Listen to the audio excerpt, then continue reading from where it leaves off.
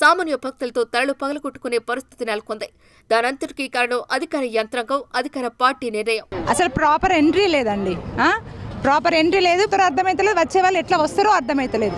మెయిన్గా కావాల్సిందంటే ఒక ఎవ్వరు వచ్చినా, చిన్నపిల్లల నుంచి ముసలి ఎవ్వరు వచ్చినా కూడా ప్రాపర్గా వెళ్ళగలగాలి, మంచిగా రాగలగాలి. ఇవన్నీ ఫెసిలిటీస్ లేనప్పుడు ఈజీగా అయిపోయింది. కానీ ఇప్పుడు ఏంటంటే తోచుకోవడమే అయిపోతుంది. కొంతమంది ఎవరైనా నలుగురు రాగానే వచ్చి ఫోటోలు దిగడం మాత్రమే అయింది ఇక్కడ. అదే ఎక్కువ ఏంటంటే ఎవ్వరు వచ్చినా కూడా మంచిగా తల్లిని చూసి పోవాలి. అసలు ఎక్కడ గద్దున్నదో కూడా అవ్వలేదు. ఆ షోకేజ్ మాత్రమే కనిపించింది మాకు, కానీ నిజమైన గిరిజన జాతర అయితే మాకు కనిపించలేదు ఈసారి. ఎప్పట్లాగానే మామూలుగా ఇట్లనే వదిలేయాలి. దీనికి ఏమైనా హంగులు చేస్తా అంటే ఇంకా ప్రచారం ఎక్కువ అవుతుంది. ప్రచారం ఎక్కువైతే అసలుది పోతుంది. నార్మల్ రెగ్యులర్గా ఉండేది ఉండదు. ఏదో షోపు టప్గా వచ్చినట్టు అయిపోతుంది.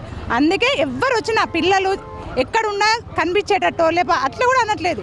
మామూలు ఎంట్రన్స్ ఎక్కడో క్లియర్గా కనపడాలి, మాకు ఎగ్జిట్ ఎక్కడో తెలియాలి. అట్లా కాకుండా ఎవరైనా వస్తే గుంజుగా రావడం, పక్కన వాళ్ళని తోసేయడం ఇట్లనే చేసిండు ఎక్కువ అంతా. ఈసారి జాతర కళ తప్పిందంటారా?